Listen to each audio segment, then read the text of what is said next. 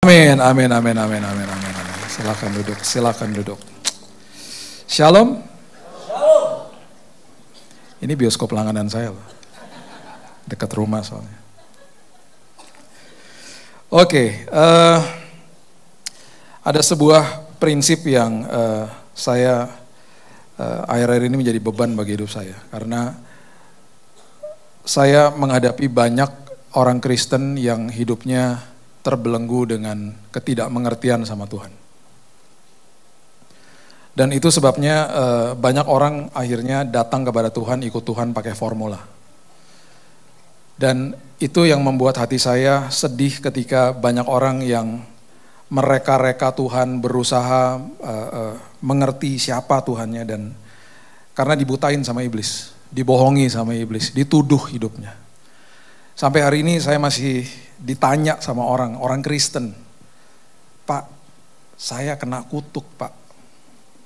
Pak, Tuhan murka sama saya, Pak. Pak, saya lagi bayar harga, Pak. Ini pernyataan-pernyataan, kalimat-kalimat yang keluar dari mulut orang yang langsung kelihatan gak punya keintiman sama Tuhan. Gak ngerti Tuhannya siapa. Tidak bisa dipungkiri dari sejak kita lahir, apalagi kita yang sudah ikut Tuhan sejak bertahun-tahun gitu ya. Kita ini hidup di dalam sebuah ranah agama Kristen.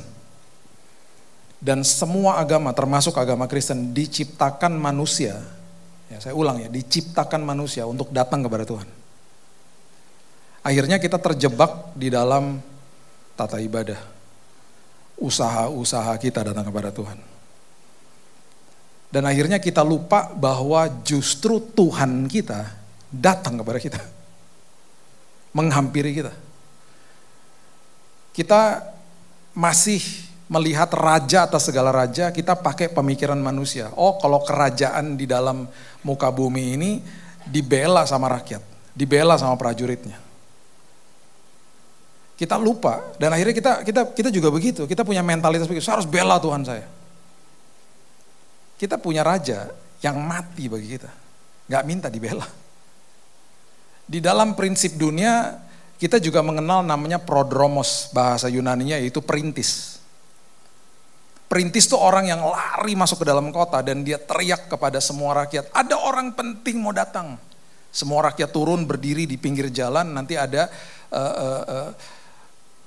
pejabat atau orang VIP atau raja lewat di situ. Alkitab dengan jelas mengatakan Tuhan kita adalah perintis, prodromos. Waktu dia katakan selesai di kayu salib, tetelestai, selesai di kayu salib, itu kayak dia masuk ke dalam ruang Maha Kudus, berhadapan sama Bapa di sorga, dan dia teriak kepada seluruh sorga, sebentar lagi ada orang penting mau datang. Siapa? Saudara dan saya. Masuk ke dalam ruang Maha Kudus menghampiri Tuhan, karena kita yang penting. Kebalik semuanya sama prinsip dunia.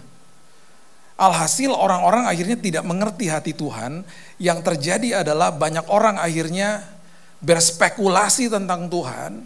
Dan akhirnya bingung sama Tuhan itu seperti apa.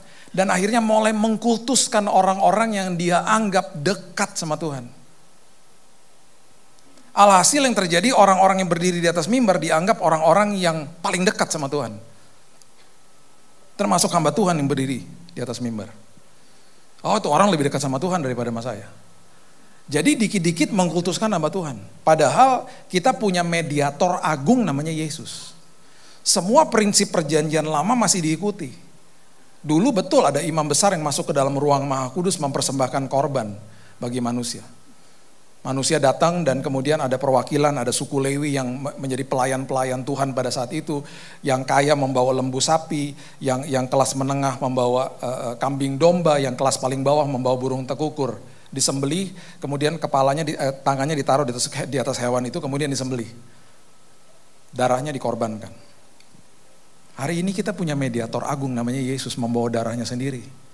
Dan waktu imam besar mau masuk ke dalam ruang Maha Kudus, dia dibatasi sama yang namanya tabir. Tabir bait Allah. Waktu Yesus katakan selesai di kayu salib, yang terbelah dua tuh tabir. Itu artinya adalah Tuhan dengan manusia diperdamaikan. Yang seringkali dilakukan sama manusia dan bahkan juga orang-orang yang memberitakan kabar yang harusnya kabar keselamatan, kabar sukacita dari atas mimbar, tabirnya dijahit lagi.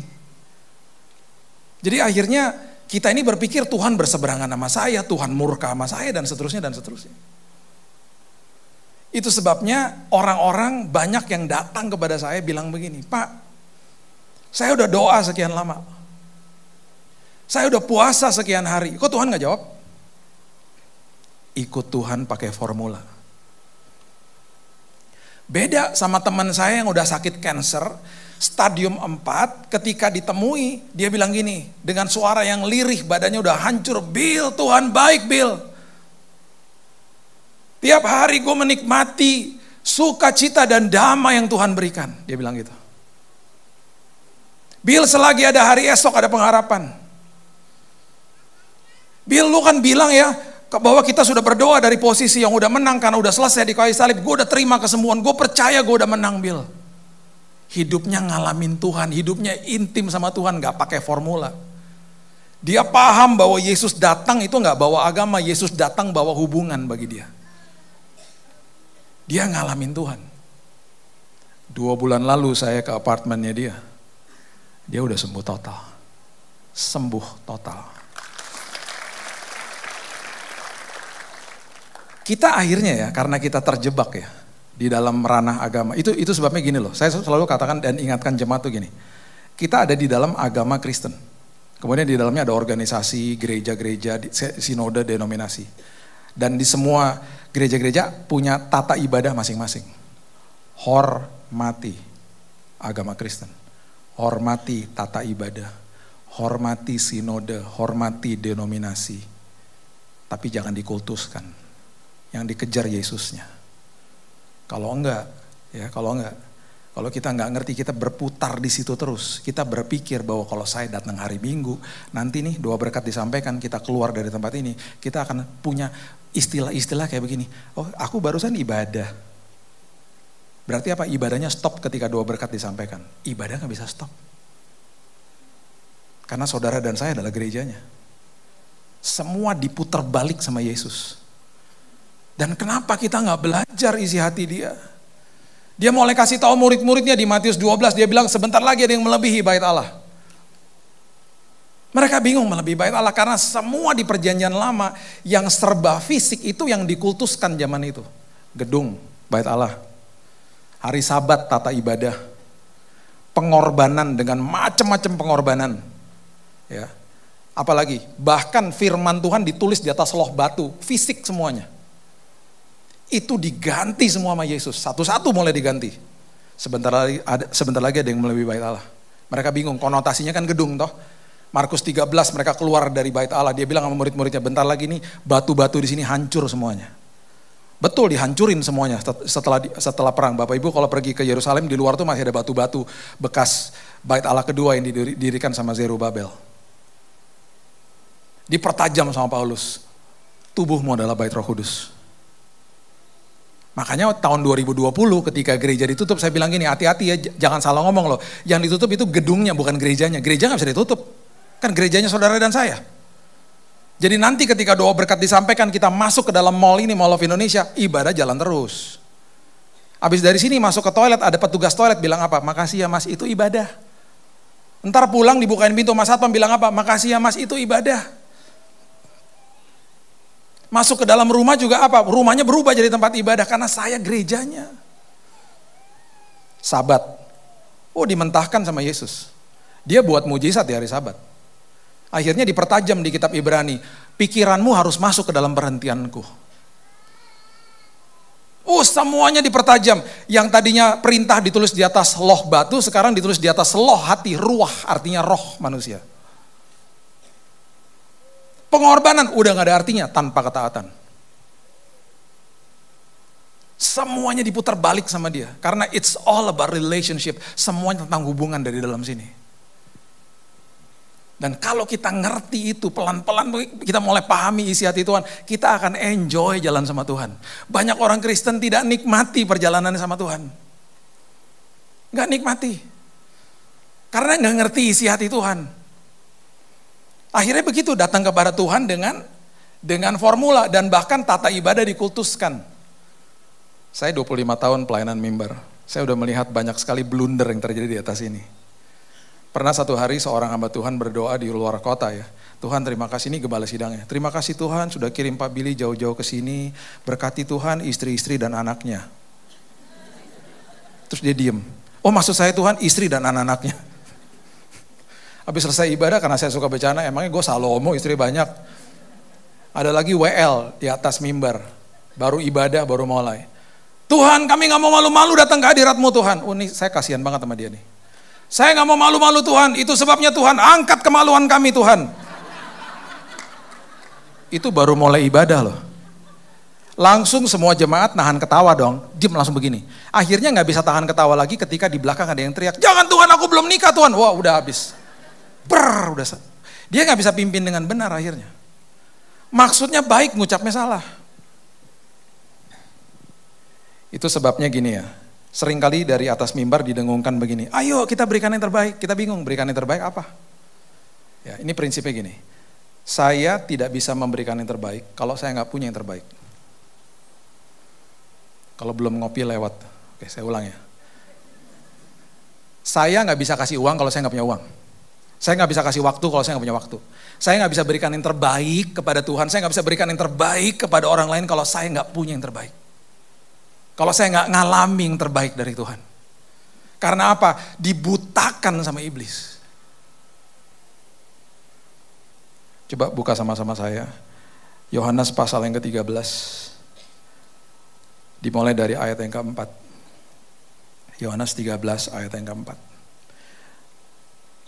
Yesus menggunakan banyak peristiwa. Yesus menggunakan banyak sekali event-event untuk meninggalkan kepada kita sebuah pesan yang sangat dalam. Lihat, perhatikan kalimat ini. Bangunlah Yesus menanggalkan jubahnya, mengambil sehelai kain lenan dan mengikatkannya pada pinggangnya. Perhatikan ayat yang kelima. Ya, nanti saya balik lagi ke ayat 5. Kemudian ia menuangkan air ke dalam sebuah basi, mulai membasuh kaki murid-muridnya, lalu menyekanya dengan kain yang terikat pada pinggangnya itu. Oke. Dia membasuh, dia menyeka, apa yang diseka, apa yang dibasuh, kaki. Kaki adalah lambang sesuatu yang sangat kotor. Hari ini yang sedang dibasuh sama Tuhan, yang sedang diseka sama Tuhan tiap hari adalah pikiran kita. Ini tempat yang paling kotor. Waktu saya dan saudara terima Yesus sebagai juru selamat, kita mengalami proses namanya justification. Kita dibenarkan sama Tuhan. Hari ini proses yang kita sedang alami adalah namanya sanctification, pembaharuan budi yang atau kalau istilah saya sekolah kehidupan lah. Under construction. Karena pikiran saya waktu terima Yesus tahun 98 masih penuh sampah. Pikiran, perasaan penuh sampah, emosi penuh sampah. Saya perlu dikuasai sama firman Tuhan setiap hari sekolah kehidupan. Nah, Yesus sedang memberikan sebuah metafor, dia sedang kasih tahu, dia ngajarin murid-muridnya, dan kisah ini ditinggalkan untuk kita. Membasuh, menyeka kaki. Saat itu yang paling kotor adalah kaki. Saat itu nggak ada Converse, nggak ada Vans, nggak ada Adidas, nggak ada. Yang ada kasut. Jadi kaki kotor. Jadi kaki itu paling kotor. Nah, kita terusin ya ayat 6. Maka sampailah ia kepada Simon Petrus, kata Petrus kepadanya, Tuhan engkau hendak membasuh kakiku. Yang benar aja. Masih seperti kebanyakan orang Kristen juga masih berteriak, yang benar aja Tuhan, masa segitunya sih Tuhan layakkan aku? Masih gak percaya sama kata-kata udah selesai di kayu salib. Masih merasa bahwa saya harus pakai usaha saya begini dan begitu dan tata-tata ibadah supaya nantinya ketika doa berkat disampaikan saya udah berikan yang terbaik, saya udah dilayakkan hari ini. Saya mau beritahu ya, hari ini kita hidup taat karena kita sudah dilayakkan, bukan untuk dilayakkan. Karena selesai udah di kayu salib, finish, complete udah. Kata Petrus kepadanya, Tuhan engkau hendak membasuh kakiku. Jawab Yesus kepadanya, apa yang ku perbuat engkau tidak tahu sekarang. Engkau akan mengertinya kelak. Petrus belum paham lah. Dia masih nggak mudeng lah, maksudnya apa sih nih? Jangan sampai hari ini kita nggak ngerti. Engkau akan mengertinya kelak. Nggak, hari ini kita harus ngerti. Ya. Ayat 8, Yohanes 13. Kata Petrus kepadanya, engkau tidak akan membasuh kakiku sampai selama-lamanya. Enak aja. Ini kan bagian paling kotor. Udahlah, memang aku nggak layak lah Tuhan. Memang aku banyak dosanya lah. Udahlah, itu utarakan hatinya manusia tuh hari ini anak-anak Tuhan tuh begitu tuh. Ah masa sih, udahlah aku tuh gak layak lah, hidupku terlalu kotor lah, udahlah. Jawab Yesus, jikalau aku tidak membasuh engkau tidak dapat bagian di dalam aku. Kalau kita baca ini, kita mungkin berpikir gini, kalau Tuhan gak basuh pikiranku berarti aku tidak diselamatkan karena mendapat bagian di dalam aku. Ya, saya banyak duduk sama teman-teman lembaga Alkitab. Saya suka dengan TB2 yang udah dikeluarkan, tetapi ya tetap aja ada beberapa yang dalam hati saya, aduh harusnya ini juga diganti lah kata-katanya. Salah satunya kata-kata ini adalah ya, mendapat bagian dalam aku, itu lebih tepatnya you have no part with me, bukan in me. Dia lagi ngajarin kepada kita, ya, kalau kamu nggak biarkan aku membasuh pikiranmu, kamu nanti nggak nikmati perjalanan sama aku. Itu maksudnya. Kalau kamu mau terima yang terbaik daripadaku, biarkan aku membasuh pikiranmu dan mengertilah isi hatiku. Aku lagi ngapain sih sama kamu tiap hari? Oke, kita terusin ya. Kata Petrus, Simon Petrus ayat 9. Tuhan, jangan hanya kakiku aja deh kalau gitu, tangan sama kepalaku juga deh siram aja sama baskom air. Dia nggak ngerti, dia masih nggak ngerti. Terus dijelasin lagi sama Yesus, barang siapa telah mandi, ayat 10, barang siapa yang telah diselamatkan, ia tidak usah membasuh diri lagi, udah diselamatkan, udah selesai kamu. Sekarang tugasmu adalah, yaitu selain membasuh kakinya, selain membasuh pikiranmu.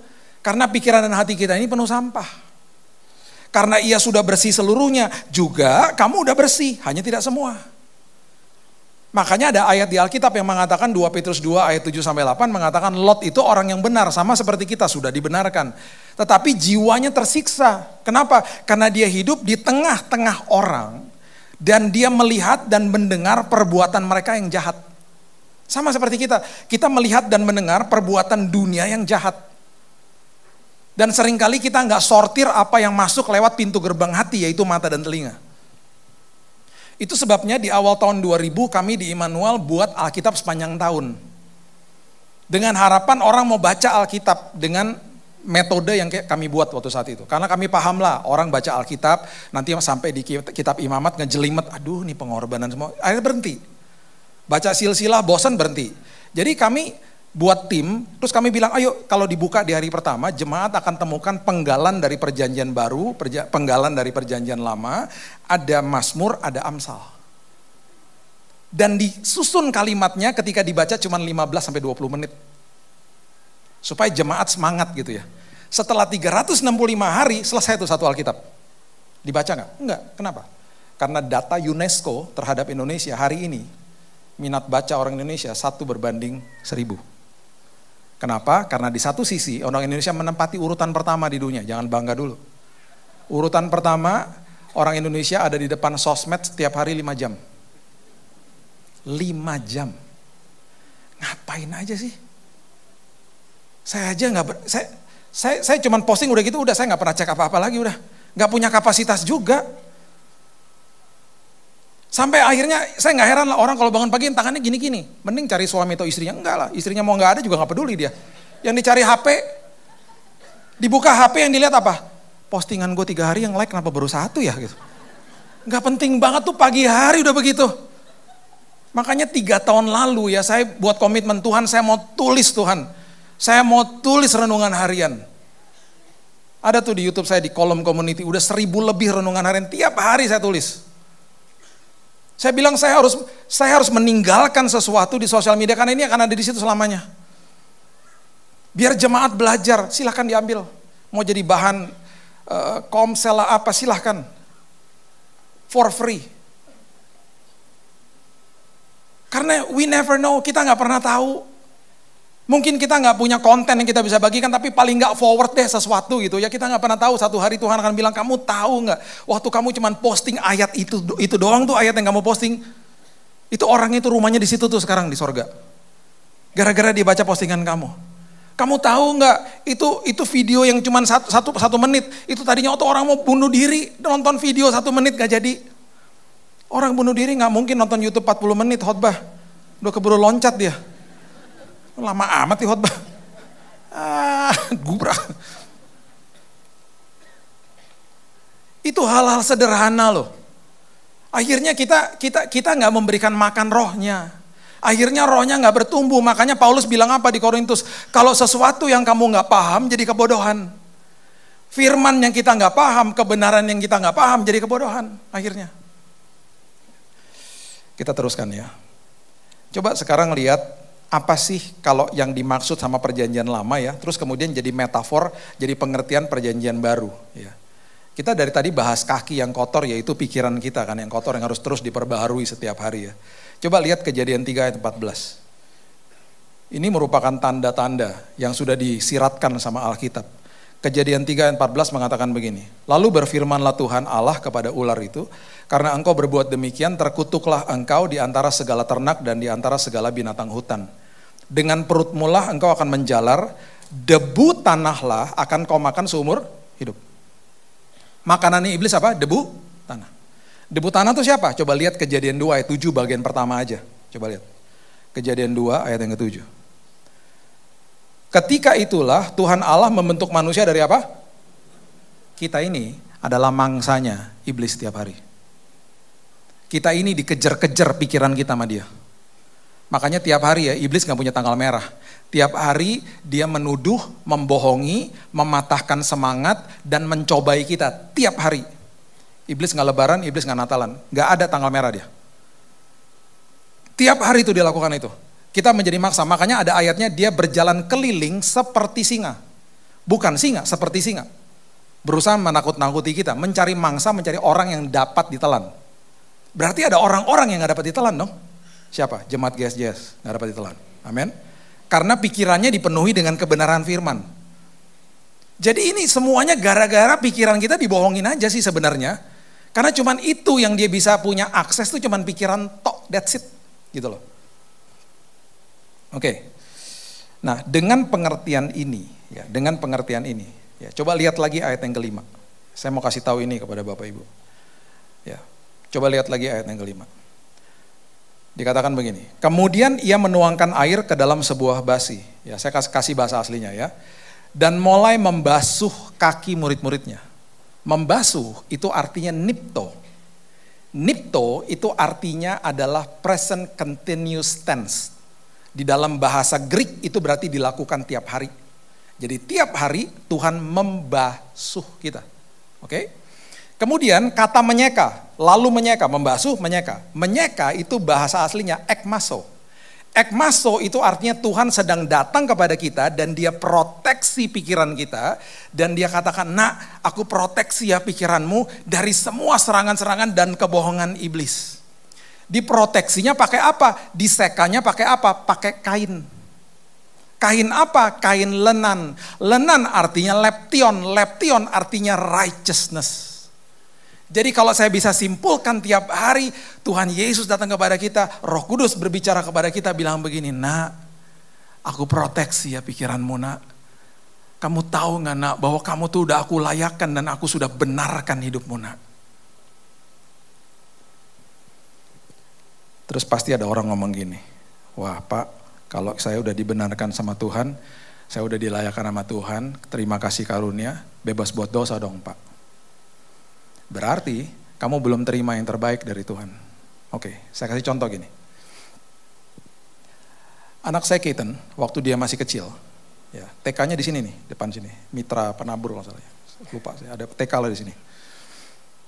Saya pernah dipanggil sama gurunya. Gurunya bilang gini sama saya, Pak, anak Bapak ya tiap hari, semua orang dipelukin Pak sama dia Pak. Dia masuk ke sekolah, dia lihat satpam dipeluk. Random Pak. Gak pakai ngomong, main peluk aja. Ntar dia keluar dari toilet, dia lihat siapa gitu, dipeluk gitu. Biasa kan orang nyapa gini, hai gitu. Enggak, dia peluk sama dia. Saya itu suka kasihan Pak, kalau dia meluk teman-temannya dia yang biasa dipeluk di rumah, dipeluk balik Pak. Tetapi ketika teman-temannya gak biasa dipeluk, didorong dia Pak, kasihan banget Pak. Satu hari Pak, saya dalam kondisi yang lagi stres. Saya datang ke sekolah, saya berdoa, Tuhan tolong kuatkan saya mau ngajar nih anak-anak. Tiba-tiba dia datang loh Pak, dia peluk kaki saya sampai ke toilet, saya nangis Pak. Seolah-olah Tuhan kirim malaikat kecil Pak ke saya. Pak itu anak bisa gitu diapain Pak di rumah? Tiap hari kita pelukin Miss, sama kita bilang I love you. Dia terima yang terbaik, dia bisa berikan yang terbaik. Kalau kita nggak ngerti hatinya Tuhan, kita nggak belajar terima yang terbaik, gimana mau kasih yang terbaik? Di dalam ranah agama, kita akan ditunjuk-tunjuk. Kita akan disuruh lakukan ini, lakukan itu. Betul, nggak salah. Tetapi kita lupa salah satu format ketaatan yang paling penting adalah belajar menerima dulu dari Tuhan. Nggak terima dari Tuhan, nggak rasakan dan tidak nikmati dan alami kebaikan dia, gimana mau kasih yang terbaik? Itu sebabnya ayat yang sangat luar biasa, coba lihat ya dia 1 Yohanes ya. 1 Yohanes ayat yang keempat, pasal yang keempat ayat 19. 1 Yohanes 4 ayat 19. Kita mengasihi karena Allah lebih dahulu mengasihi kita.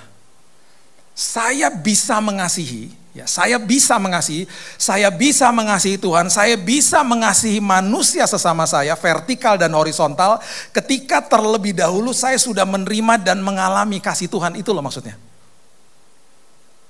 Jadi kalau kita nggak paham bahwa Tuhan itu nggak pernah berseberangan sama kita, Tuhan sangat sayang sama kita, gimana kita bisa memberikan yang terbaik? Keaton yang tadi saya sebut tadi sekarang usianya sudah 16 tahun. Udah lebih tinggi dari saya. Saya selalu katakan gini sama dia, Dek, kamu kalau diantar ke sekolah, kalau kamu buka pintu mobil, hati-hati Dek. Kamu mau diantar sama Dedi, sama Mami, kamu mau diantar sama siapa aja, sama online, hati-hati Dek. Kenapa? Karena ada 18 juta motor di Jabodetabek. Dan motor di Jabodetabek itu belok dulu baru lihat. Ada amen, saya amen duluan. Tetapi pengendara motor di sini pasti nggak begitu. Pengendara motor yang di luar sana belok baru lihat. Ya dia telat lah. Beberapa kali malah di depan saya belok dan nggak pernah lihat. Misi bunuh diri. Itu bagi saya dulu ya. Itu salah satu sekolah kehidupan saya loh, dulu. Jadi pernah satu hari dulu ya, disalip sama motor, hampir ketabrak, saya klakson dong ting gitu, untuk kasih tahu aja sama dia. Udah saya cuma klakson aja, dia berhenti, dia buka helm. Apa lo? Ayo, harus ngapain? Hamba Tuhan manusia juga, setengahnya Manado lagi. Biasa makan pedas, darahnya panas juga. Ayo. Istri saya punya paspor yang paling hebat, dia pegang kaki saya. Udah ya sayang, jangan-jangan ntar dia jemaat. Ketika saya dengar kata jemaat, hati saya luluh seluluh-luluhnya. Timbul belas kasihan.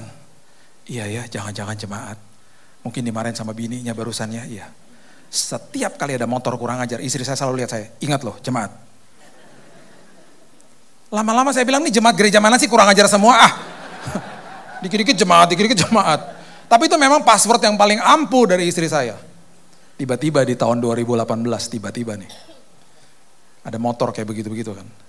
Tiba-tiba dia lihat ke saya, kamu kok diam aja dari tadi? Aku kesal banget tuh ngeliat kelakuannya. Kok kamu diam aja? Lulus.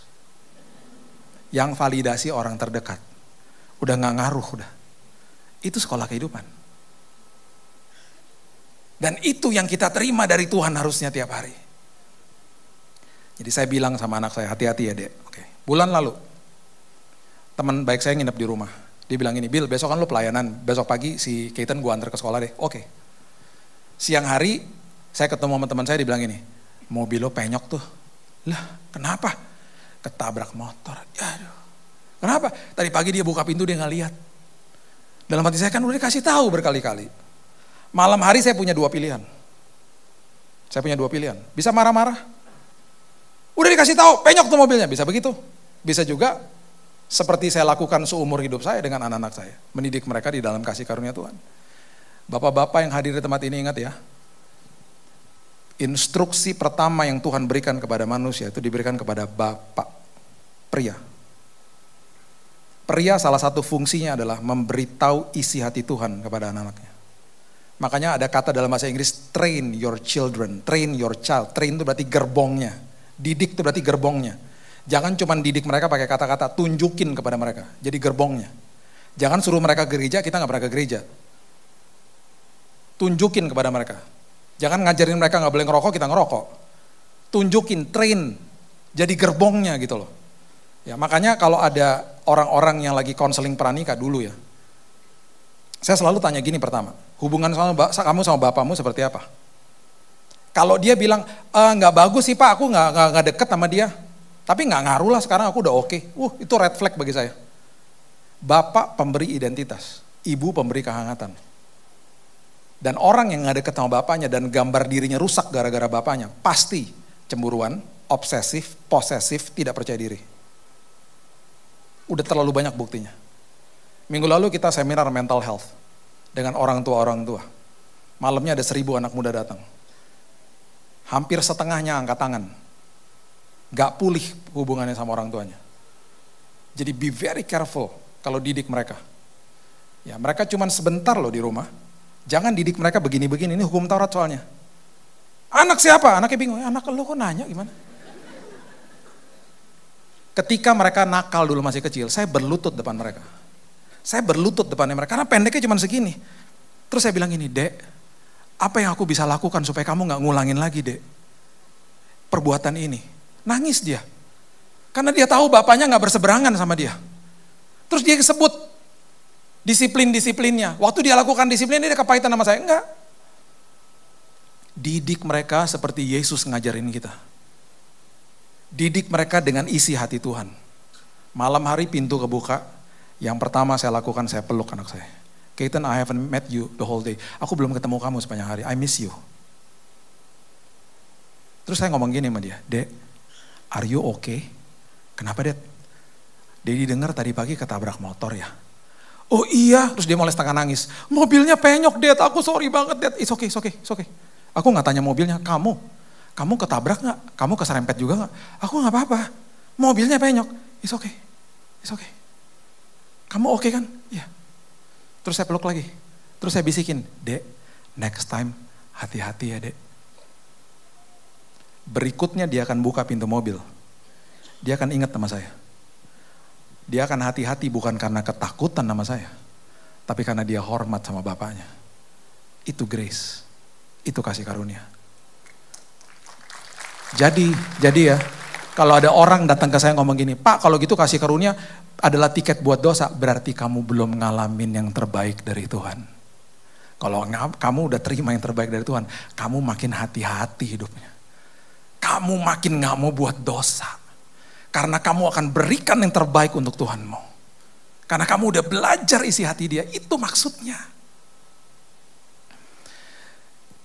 Saya akan tutup dengan ini ya. Matius pasal yang ke-11 ayat 28 sampai 30. Niko tadi ada Niko. Niko siap-siap ya. Ntar saya mau panggil Niko ke atas ini. Adik saya mana Niko?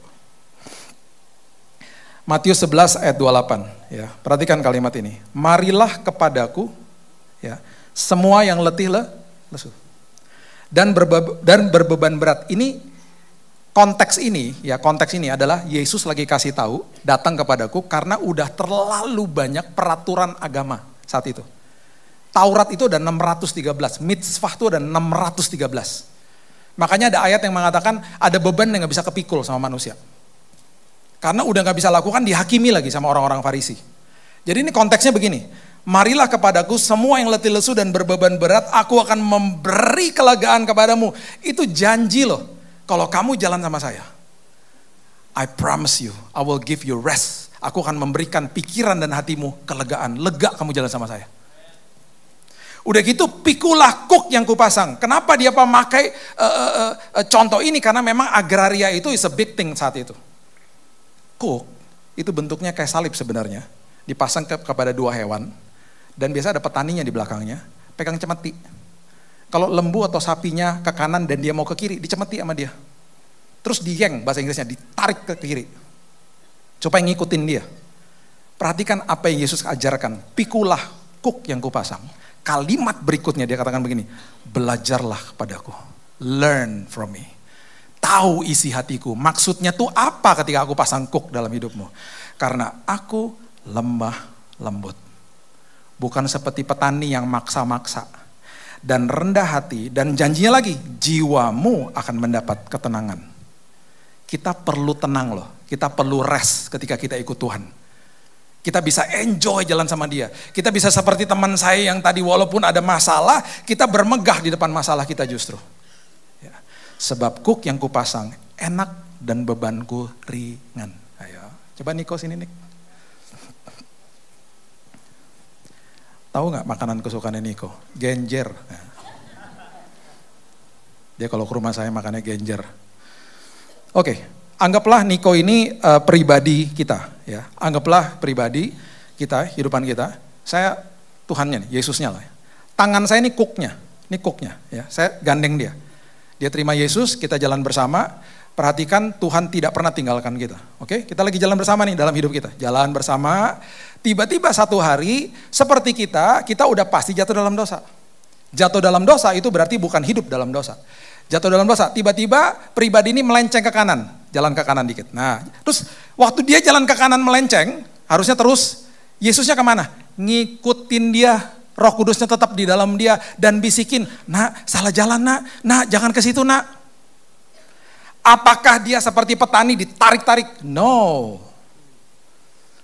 Ingat perjalanan ke Emmaus? Yesus sampai di depan rumah kedua muridnya. Alkitab dengan jelas mengatakan begini, dia berbuat seolah-olah ingin meneruskan perjalanan. Berarti itu kalimat itu menunjukkan kepada kita dia pengen banget diundang masuk. Dia tidak mau paksa kita. Dia berbuat seolah-olah ingin meneruskan perjalanan. Dalam hati pasti gini, undang dong. Yesus loh. Makanya manusia diberikan kebebasan untuk memilih. Dipilih nih sama pribadi ini, dia melenceng ke kanan kan, Roh Kudus ingetin, jangan nak, tapi dia gak pernah paksa, dia gak pernah tarik-tarik.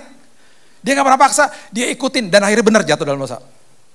Waktu jatuh, Roh Kudus akan bilang gini sama dia, yang dikasih tunjuk perbuatannya, nak, yang barusan kamu lakukan nak, itu salah nak, itu gak bisa kayak gitu, lain kali jangan gitu ya nak. Makanya kita rasa bersalah di hari itu toh. Karena ada Roh Kudus di dalam sini. Itu namanya proses namanya conviction, diinsafkan sama Roh Kudus. Perhatikan ini baik-baik. Kalau besoknya, bulan depannya, tahun depannya kita masih diingat-ingatin sama dosa itu bukan suara Tuhan. Itu suara iblis. Tuhan tidak pernah ingetin kita sama dosa itu. Tuhan gak pernah nuduh kita. Bahkan firman Tuhan kata udah dilupain sama dia. Yang iblis akan serang di hari itu, yang diserang adalah karakternya kita. Pecundang loh. Suka buat dosa, memang lo tuh orangnya gagal tau gak, lo bodoh tau gak orangnya. Lo tuh gak layak di hadapan Tuhan, yang diserang karakter kita. Makanya kita kayak meringkuk di dalam roh kita. Aduh, stres kita gak bisa jalan sama Tuhan. Terus kita dikasih pengertian-pengertian yang salah, Tuhan tuh murka tau gak sama lo. Makanya lo sakit, lo lagi bayar harga. Padahal kita mana bisa kita bayar harga, Yesus kok yang bayar harga. Kita dikasih kalimat-kalimat seperti begitu. Bahkan ketika kita datang kepada Tuhan, kita bilang gini, Tuhan layakkan aku Tuhan. Kita udah dilayakkan ribuan tahun yang lalu. Harusnya kita mulai doa kita dengan apa? Tuhan terima kasih bahwa aku sudah dilayakkan. Terima kasih Tuhan, Engkau sayang sama aku. Oke, kembali ke jalan yang benar. Lagi jalan lagi nih. Lagi jalan lagi, tiba-tiba pribadi ini kecapean. Terus dia berhenti. Terus Roh Kudus ingetin lagi, nak ayo nak, jalan nak. Ini perlombaan iman nak, ayo nak. Dia gak mau, capek Tuhan, gak mau, aku capek. Aku lagi letih lesu Tuhan, aku capek Tuhan. Yesusnya kemana? Nungguin. Dia di sini. Karena apa? Dia tidak pernah tinggalin kita. Nah, dia kasih penghiburan. Di dalam kelemahanmu, kuasaku nyata nak. Nak, pengharapan di dalam aku tidak pernah mengecewakan nak. Oh, dirangkul sama dia. Nak, kamu jangan rasa bersalah ya, I love you. Aku sayang sama kamu, walaupun kamu kemarin tuh pernah jatuh misalnya. Kamu tetap anakku nak. I still love you, kamu tetap anakku. Aku sayang banget sama kamu. Akhirnya dapat kekuatan toh, jalan lagi. Hidupnya dalam kemenangan, makanya kuk yang dipasang tuh ringan. Dan makanya Tuhan memberikan kelegaan. Karena dia tidak pernah berseberangan sama kita. Dia adalah Tuhan yang penuh dengan kasih yang luar biasa. Thank you Nick. Thank you. Bapak Ibu, saya percaya kalau kita menerima yang terbaik dan kita belajar isi hati Tuhan, bukan sekedar kita bisa memberikan yang terbaik kepada Tuhan, kita akan sanggup memberikan yang terbaik kepada orang lain. Kasihlah sesama manusia sama seperti aku mengasihimu, bukan sama seperti orang itu mengasihi saya, bukan. Sama seperti Tuhan mengasihi saya. Alami dulu kasihnya dia. Ya, saya tutup sama ini. 2 bulan lalu mobil saya ketabrak dulu, pernah ketabrak lah. 2 bulan lalu ketabrak sama waktu saya di mobil.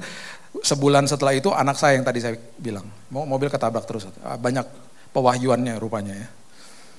Saya lagi hati-hati nih. Saya lagi hati-hati mau pindah jalur di daerah Mampang ya. Saya udah lihat spion, mobil jauh semua di belakang. Saya pindah jalur pelan-pelan. Tiba-tiba ada motor yang nabrak mobil saya sekeras-kerasnya. Padahal di spion tuh gak ada tadi. Sampai saya mikir gini, ini spion gue yang salah tuh gimana sih? Ini motor dari mana? Segubrak sampai dia tuh mental hampir masuk got. Kaget saya, kaget banget. Waktu saya buka kaca mau ngecek, itu orang-orang motoris-motoris yang udah datang pada teriak-teriak. Sama dia, marah-marah sama dia. Woi, udah tahu mobil kok udah kasih sen, ngebut-ngebut aja lo gitu. Memang jadi saya tervalidasi, memang dia yang salah rupanya. Rupanya dia tertidur di atas motor. Saya tahunya kenapa waktu saya stop mobil saya. Saya stop, saya harus turun, harus lihat cek mobilnya, cek dia juga dong. Itu hari Sabtu jam 2 siang saya mau pergi ke pelayanan. Emosi saya, kesel saya. Emosi. Udah gitu, udah hati-hati, ketabrak lagi. Duh, waktu keluar lihat penyoknya makin emosi dalam hati. Kesel banget. Langsung saya berdoa, Tuhan saya gak mau ngikutin emosi saya. Tolong pimpin aku Tuhan, tolong kasih tahu sama aku tindakan apa Tuhan. Aku sebel banget nih Tuhan. Saya mendekat ke dia lagi duduk di sebelah motornya, tangannya berdarah. Saya jongkok di sebelahnya dia, saya rangkul dia, langsung kata-kata pertama, Mas, kenapa sih buru-buru? Langsung nangis.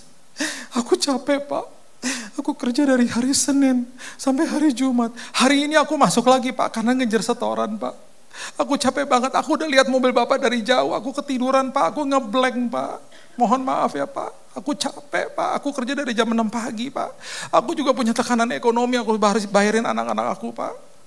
Mohon maaf ya Pak. Lagi dia nangis-nangis begitu, tiba-tiba ada suara dalam hati saya, doain. Bukannya kasih betadin, kok doain? Jadi akhirnya saya kasih tahu lah sama dia. Mas, kalau saya doain boleh? Dia bingung lah, doain. Iya. Saya orang Nasrani Mas, saya doain ya, pakai cara saya gak apa-apa kan? Oh iya Pak, gak apa-apa Pak. Yaudah saya doa lah. Pinggir jalan. Bapak yang baik, kasih karunia-Mu melanda Bapak ini Tuhan. Berikan dia penghiburan Tuhan, berikan dia jalan keluar Tuhan. Saya rasa hadirat Tuhan.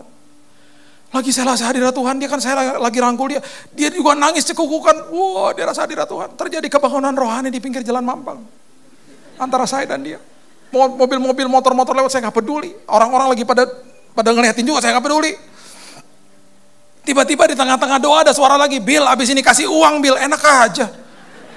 Mobil gue penyok kok kasih duit, gimana sih? Kasih uang Bill.